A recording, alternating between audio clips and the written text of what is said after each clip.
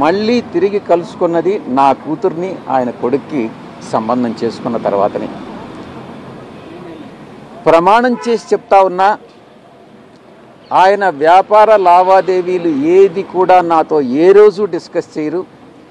వాళ్ళకి ఎన్ని pharma units ఉన్నాయన్నటువంటి విషయం కూడా నాకు తెలియదు. ఎందుకంటే కుటుంబ వ్యవహారాలు సక్రమంగా ఉండాలి అని అంటే ఆర్థిక వ్యాపార లావాదేవీలు ఉండకూడదు అన్నటువంటి విషయం నేను బలంగా నమ్ముతా. వాళ్ళు ఏం చేస్తున్నారు, వాళ్ళ వ్యాపారం ఏంటి, దాంట్లో జోక్యం చేసుకోవడం అన్నటువంటిది మంచిది కాదు అన్నటువంటి ఒకే ఒక సిద్ధాంతంతో నేను ఏ రోజు కూడా భగవంతుడి సాక్షిగా చెప్తున్నాను, వాళ్ళ వ్యాపారాల గురించి నాకు తెలియదు, తెలుసుకోదలుచుకోలేదు, భవిష్యత్తులో కూడా నేను జోక్యం చేసుకోను. ఆ ఛానల్స్ ఎవరైతే టెలికాస్ట్ చేశారో వాళ్ళకి నేను విజ్ఞప్తి చేస్తూ ఉన్నా, వాళ్ళ విజ్ఞతకే వదిలేస్తున్నా. దయచేసి ఇన్ఫరెన్సెస్ డ్రా చేయొద్దు, వార్తలను వార్తలుగానే ప్రచురించండి, ప్రసారం చేయండి. మీ యొక్క వ్యూస్ని తీసుకొచ్చి ఇతరుల మీద రుద్దవద్దు అని అన్నటువంటి విషయాన్ని నేను చెప్తా ఉన్నా. కేసుల నుంచి రాజకీయాల నుంచి తప్పుకుంటే ఈ కేసులను ఏమన్నా మాఫీ చేస్తాం, కానీ అట్లాంటివి ఏమన్నా వచ్చిందా మీకు? అది కూడా ఒకటి సార్. రాజకీయాల నుంచి నేను తప్పుకుంటే నేను ఇంకా బలహీనుణ్ణి అవుతానే కానీ బలవంతుణ్ణి కాదు కదా. అలాంటప్పుడు కేసులు నాకు ఎందుకు మాఫీ చేస్తారు, నన్ను ఎందుకు తప్పిస్తారు?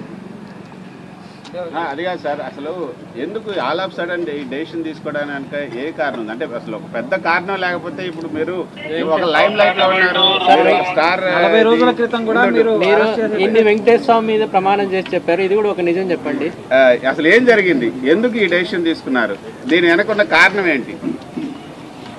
నేను ఇప్పుడే మీకు చెప్పా, నేను అబద్ధాలు చెప్పను అని. నిజం చెప్పండి. నిజం చెప్పండి. అంటే నేను ఇప్పటి వరకు అబద్ధం చెప్పానని అర్థం? అంటే ఇప్పటి వరకు అబద్ధం చెప్పానని ఏ ఛానల్ నుంచి? ఇదొకటి నిజం చెప్పండి. కారణాలు ఏంటి? అంటే ఇప్పటి వరకు అబద్ధాలు చెప్పాను, ఇదొక్కటి నిజం. వెనకాల ఉన్నటువంటి నిజమైన కారణాలు ఏంటి? పూర్తిగా వ్యక్తిగతం. నేను ఈ యొక్క ఏ పరిస్థితుల్లోనే అయితే నేను రాజకీయ జీవితంలో నేను ప్రవేశించానో అప్పటి పరిస్థితులు వేరే, ఈరోజు ఉన్నటువంటి రాజకీయ పరిస్థితులు వేరే.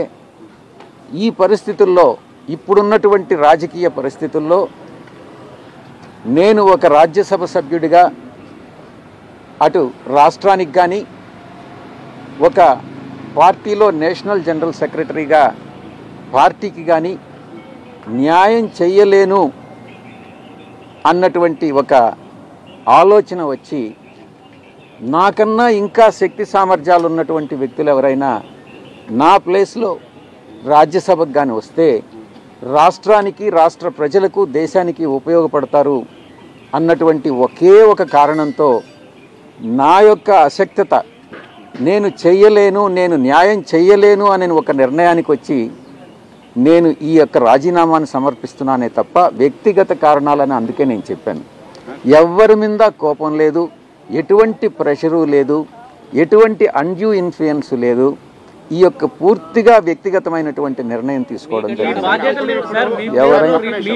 ఎవరైనా ఒక్కొక్కరు